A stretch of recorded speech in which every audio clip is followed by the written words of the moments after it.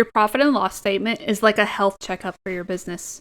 Most people don't love going to the doctor, but when you do, you walk away knowing your blood pressure, your cholesterol, maybe even a little warning about things you should watch out for. It's not always fun, but it gives you a clear picture of your health.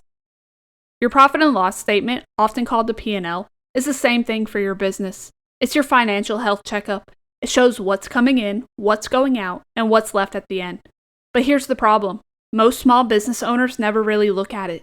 Or if they do, their eyes glaze over at the columns and categories. They think, that's accountant stuff. I'll just wait until tax time. Here's the truth.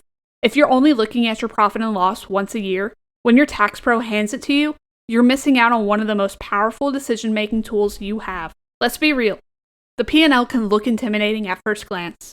Rows of numbers, categories you may not fully understand, and a big net profit number at the bottom that sometimes feels discouraging. It's easy to shove it aside and go back to just checking your bank balance. But here's the catch. Your bank balance only tells you how much cash you have today. Your P&L tells you if your business is actually working. Are your sales covering your expenses? Are you overspending in certain areas? Or are you actually profitable or just busy? Without your P&L, you're flying blind. Here's why the P&L is worth your time. It gives you clarity. You can see income, expenses, and profit in one place. It gives you control. You can spot problems early, like rising costs or shrinking margins. It gives you confidence. When you know your numbers, you stop guessing. Think of it like a dashboard for your car. Would you drive without a speedometer, fuel gauge, or check engine light? Probably not. The P&L is your business dashboard. Let me give you a few examples. As an Etsy seller, you see $5,000 in sales for the month. Feels great, right? But your P&L shows $4,200 in expenses. Net profit, $800.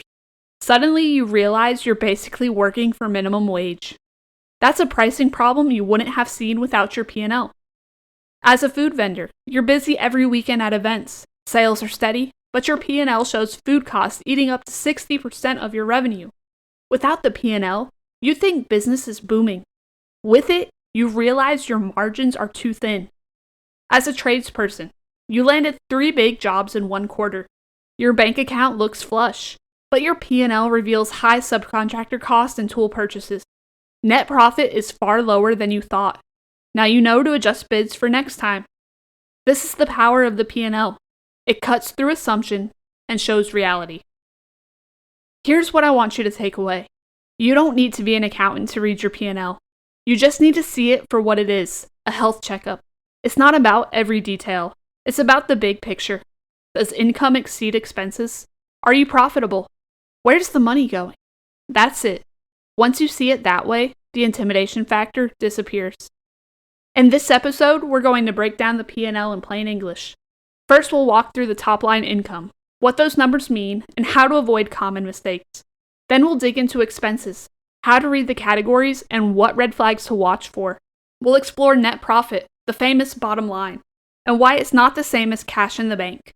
And finally, we'll cover 3 questions your P&L should answer every month, so you know exactly what to look for when you open it. By the end, you'll be able to read your P&L like a pro, without being one. Because your P&L isn't just for tax season, it's your monthly health check. And when you understand it, you stop guessing and start running your business with clarity.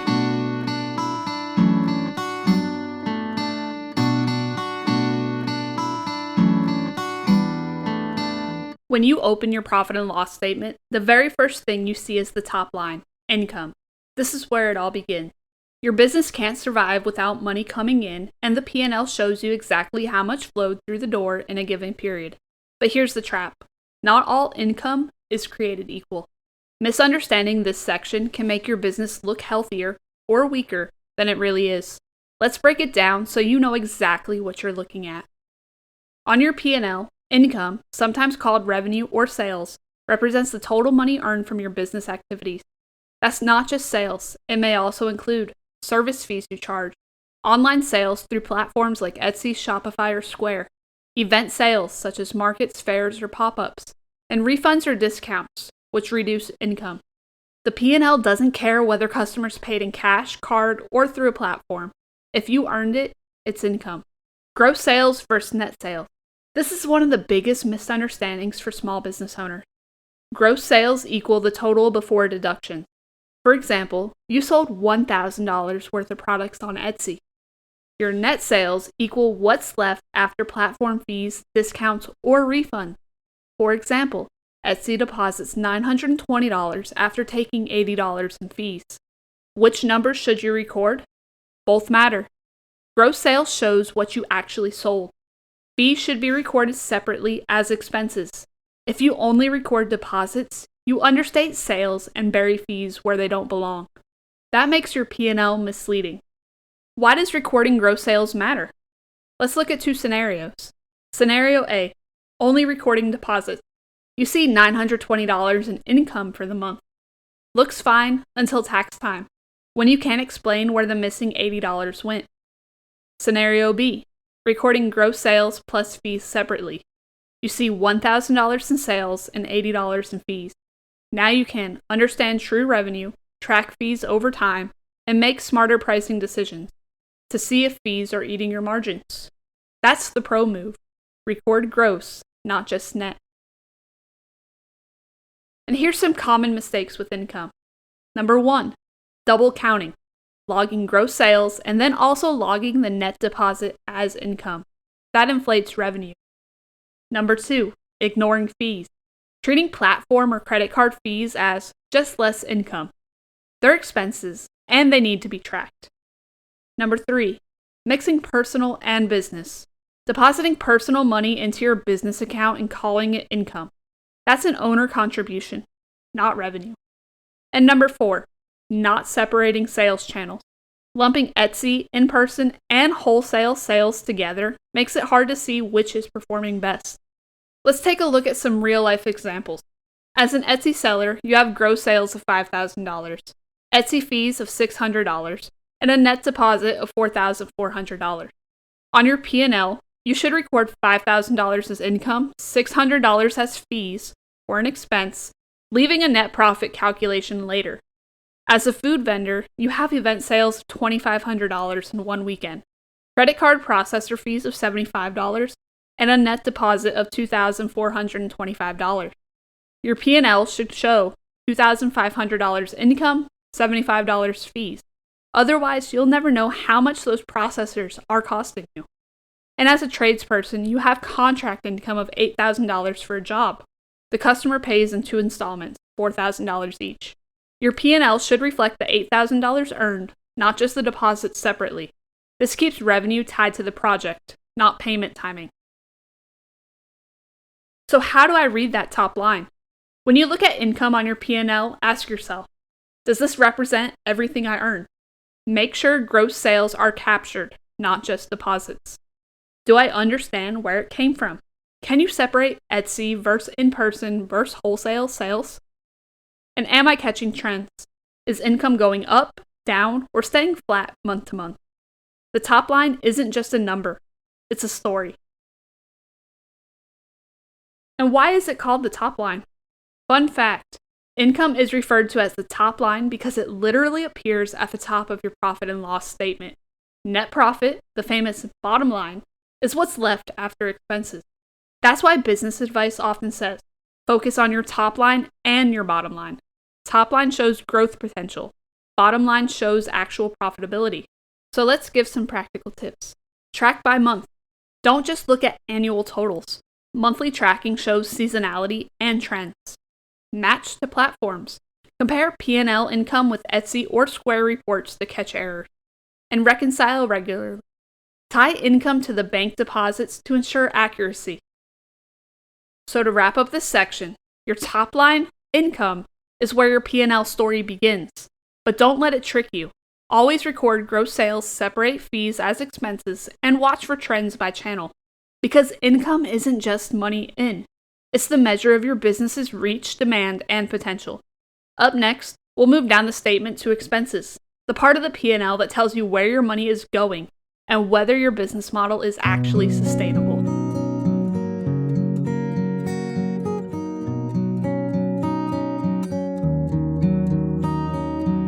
Once you've looked at the top line, your income, the next section of your profit and loss statement is expenses. This is where you see where your money actually went. If income tells you how well your business attracts revenue, expenses tell you how well you manage it. And together, they reveal the truth about whether you're running profitably or just treading water. Why do expenses matter? Think of expenses like the daily habits that affect your health. Eating vegetables, exercising, and sleeping well keep your body strong. Overindulging in sugar or skipping sleep creates problems. In the same way, your expense categories reveal your business habits. They show what's healthy, what's bloated, and what might need trimming. Let's break expenses down into categories. Most P&Ls break expenses into categories. The exact categories may differ, but here are common ones. Cost of goods sold, or COGS, materials, inventory, and direct labor. Supplies, such as packing tape, cleaning supplies, sandpaper. Rent or utilities, shop rent, storage, electricity, internet. Marketing, ads, business cards, website hosting. Insurance, liability or product insurance. Professional services such as bookkeepers, accountants, legal advice. Travel and meals such as event travel, client lunches. Subscriptions like Canva, QuickBooks, Shopify, etc. And miscellaneous, anything that doesn't fit elsewhere, but use this sparingly. It's helpful to see expenses in two buckets. Fixed costs. These stay the same regardless of sales. Examples include rent, insurance, and subscriptions. And variable costs. Rise or fall with sales. Examples include materials, shipping, and credit card fees. Why does this matter? Because fixed costs are predictable, while variable costs scale with your sales. If fixed costs are too high, you may feel pressure during slow months. If variable costs are too high, your margins may shrink as you grow. So let's look at some common red flags. When reading your expenses on your P&L, look for these warning signs. Too much miscellaneous.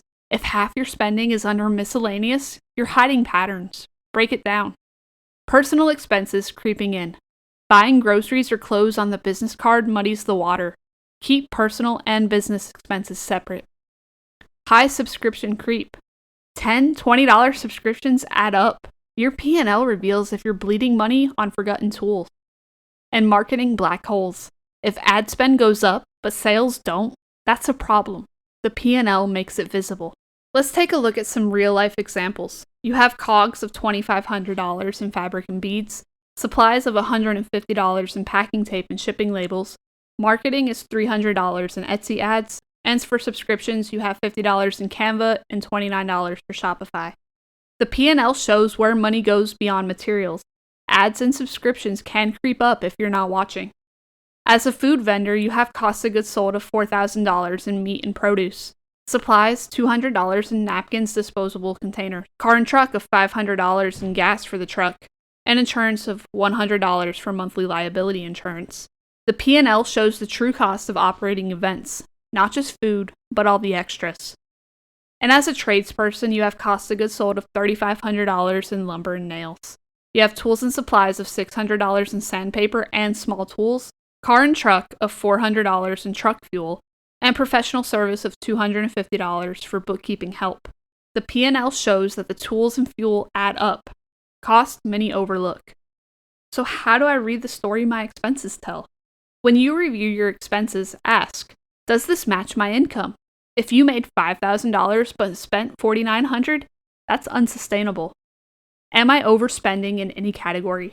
Compare month to month. Are subscriptions creeping up? Is marketing effective? Are my fixed costs too high?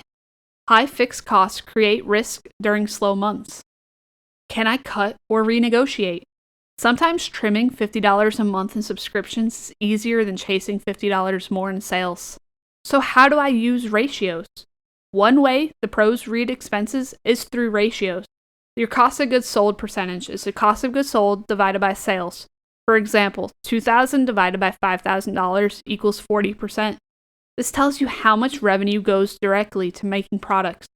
Your overhead percentage. Overhead divided by sales. This shows how much goes to rent, subscriptions, etc. And your profit margin percentage. Net profit divided by sales. We'll cover this one in the next section. Ratios help you compare over time, even if sales fluctuate. And how do I avoid expense paralysis? Here's the truth. You'll always have expenses. The goal isn't to cut everything. The goal is to spend strategically. Marketing that generates profit? Worth it. Tools that save time and boost quality? Worth it. Subscriptions you don't use? Cut them. The P&L isn't about guilt, it's about visibility. So to wrap up this section, expenses tell the story of your business decisions. They show whether your spending habits align with your goals. So when you read your P&L, don't just skim the numbers. Ask what story they tell. Are you investing wisely, overspending, or striking the right balance? Because income may be the top line, but expenses are the reality check. They reveal whether your business is lean, bloated, or balanced. Up next, we'll move to the bottom line, net profit. This is where everything comes together and you see whether your business is truly sustainable.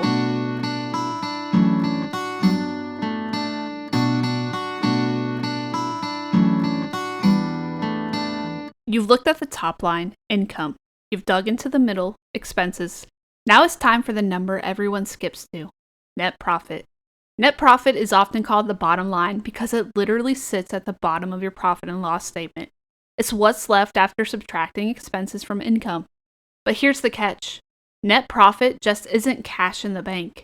And if you misunderstand it, you might feel rich when you're actually broke, or broke when you're actually doing fine. Let's break this down so your bottom line really makes sense. The formula for net profit is net profit equals total income minus total expenses. Sounds simple, right? But within that formula is the whole story of your business. If net profit is positive, you're profitable. If net profit is negative, you're running at a loss. That number tells you whether your business model is sustainable long term. Many business owners open their bank account, see a balance, and assume that's profit. Not quite. Here's why. Timing differences. You may have deposits in the bank from customers but big bills still unpaid. The P&L shows expenses when they happen, not just when the cash leaves the bank. Non-cash items. Things like depreciation or prepaid expenses show up on your P&L even if cash didn't move today. And owner withdrawals. When you take money out for yourself, that doesn't show as an expense. It reduces equity. Your net profit can look high even if your personal draws drain the account. So while your bank balance is important, it's not the same as net profit. The P&L gives the fuller picture. So why does net profit matter so much? It helps with pricing decisions. If net profit is consistently too low, you're underpricing your products or services. It gives spending control. If profit shrinks as sales grow, expenses are climbing too fast. It shows growth potential. Investors and lenders look at net profit to judge if your business is worth funding. And it gives you peace of mind. Knowing your real profit removes the guesswork of, am I actually making money? Let's look at some real-life examples. As an Etsy seller, you have income of $5,000, expenses of $4,200, and a net profit of $800. At first glance, $800 might feel good, until you divide it by the 80 hours you worked. That's $10 an hour, before taxes. This P&L reveals a pricing problem. As a food vendor, you have income of $10,000, expenses of $9,500, and a net profit of $500. All that work for $500 profit? This shows food cost or pricing need attention. And as a tradesperson, you have income of $20,000, expenses of $16,000, and a net profit of $4,000. A 20% profit margin isn't bad, but the P&L helps confirm if it's consistent or just a lucky month. Now let's look at some common mistakes with net profit. Number 1, confusing revenue with profit. High sales don't equal high profit. Number 2, ignoring owner draws. Taking money out doesn't reduce net profit on paper, but it reduces available cash. Number 3, not separating business and personal. Personal expenses paid from business accounts inflate expenses, reducing net profit inaccurately. And number 4, not reviewing regularly. Waiting until year end means you can't course correct. So how do I read my net profit? When you look at the bottom line, ask yourself, is it positive or negative? Is it consistent month to month? Does it match the effort I'm putting in? Does it leave room for taxes, savings, and growth? So how do I connect net profit to pricing? Here's the powerful part. Your net profit shows whether your pricing supports your goals. If you're consistently netting 5% but want 20%, you have two levers. Raise prices, which increase income, or cut expenses, which reduce costs. Your P&L tells you which lever will make the biggest impact. Now, net profit by itself is a number. To really understand it, convert it to a percentage. Profit margin equals net profit divided by income times 100. For example, you have net profit of $4,000, income of $20,000, and a profit margin of 20%. This shows how much of each sales dollar turns into profit. Comparing your margin month to month reveals trends. So to wrap up this section, net profit, the bottom line, is the heartbeat of your P&L. It's not just about money in the bank. It's the truth about whether your business model works. Positive profit means sustainability. Negative profit means changes needed. The key is to read it monthly, not just annually, so you can adjust in real time. Because your bottom line isn't just a number, it's your business's health report.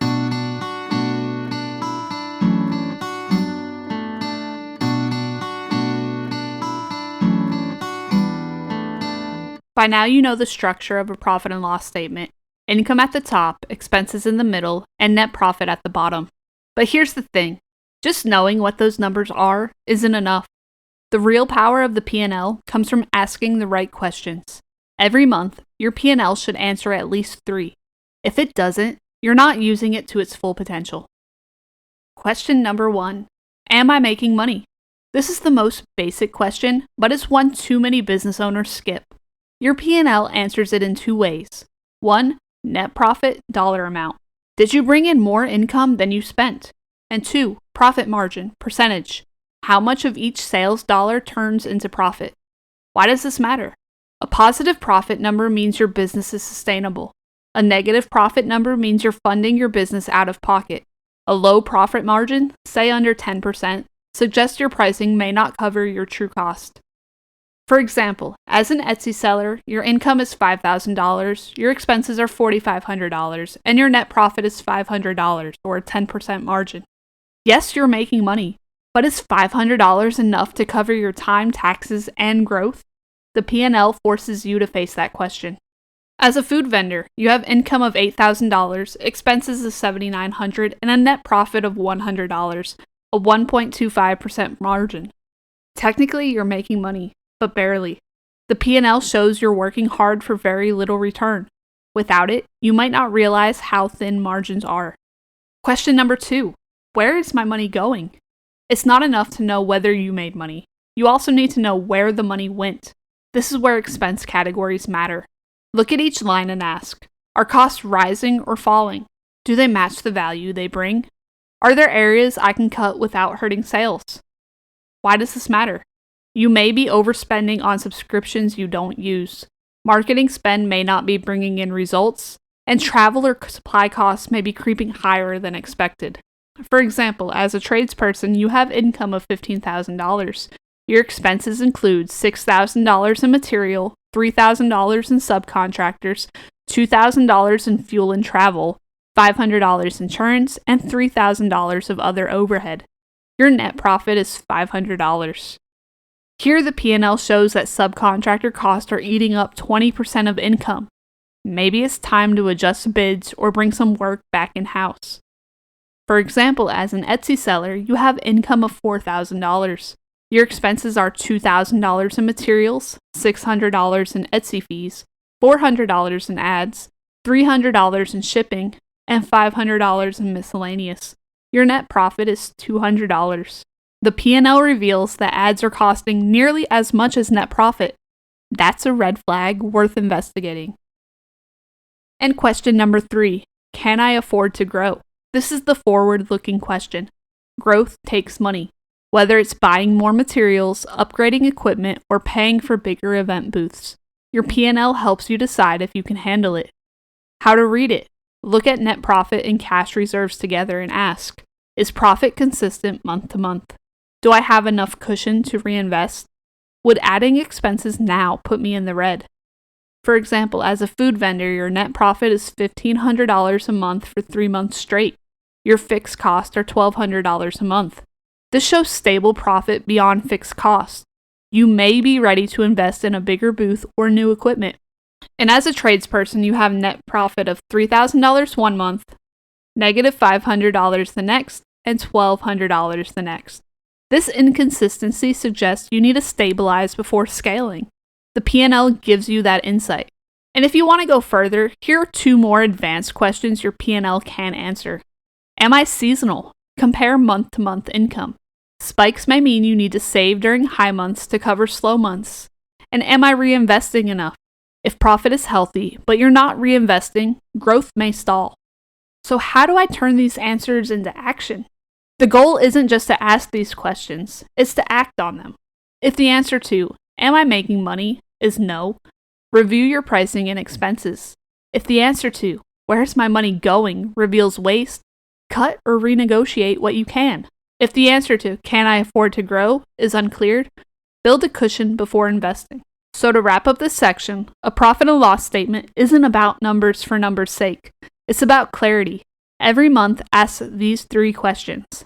Am I making money? Where is my money going? Can I afford to grow? If you can answer those, you're not just reading a P&L, you're using it like a pro. Up next, we'll close this episode by tying it all together with a wrap-up and practical takeaway.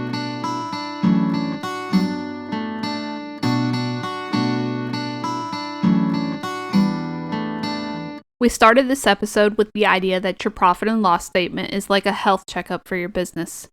And by now, you've seen why. The P&L is not just paperwork for tax season. It's the monthly snapshot that tells you whether your business is healthy, struggling, or thriving. Here's what we covered today. Top line income. Your gross sales matter. Don't just record deposits. Income shows your reach and demand. Expenses. Categories tell the story of your habits. Fixed versus variable cost, red flags, and opportunities to trim. Net profit. The famous bottom line. It's not cash in the bank, but it's truth about sustainability. And 3 questions. Every month your P&L should answer. Am I making money? Where is my money going? Can I afford to grow? Together, these pieces turn your P&L into a tool for clarity and control. So here's your practical takeaway. Pull up your P&L for last month. If you don't have one, start by creating a simple version in Excel or ask your bookkeeping software for a report. Look at the big 3. Income, expenses, net profit. Don't overcomplicate it. Ask the 3 questions. Am I making money? Where is it going? Can I afford to grow? Write down one action. Maybe it's raising prices, cutting a subscription, or setting aside profit for taxes. That's how you move from reading your P&L to using it. If you're comfortable with spreadsheets, you can run a simple P&L yourself. Track income, track expenses, subtract, and review monthly. It's not about fancy reports, it's about consistency. And if you're staring at a pile of numbers thinking, this is too much, start small. Just look at income and expenses. Even a rough version is better than none. And remember, you don't have to do it alone. At Zero Fluff Books, we help small businesses set up, clean up, and actually understand their books, because numbers don't help if they only live in a binder at tax time. So when you read your P&L monthly, you gain clarity. You know your real financial picture. Confidence, because you stop guessing and start deciding. Control, so you can catch problems before they sink you. And calm, tax season stops being a panic because you've been watching all along. Your profit and loss statement isn't just an accounting report.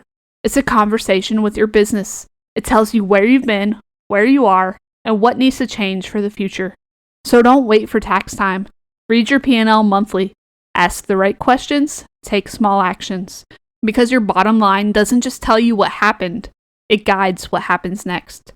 Clean books, less stress, zero fluff.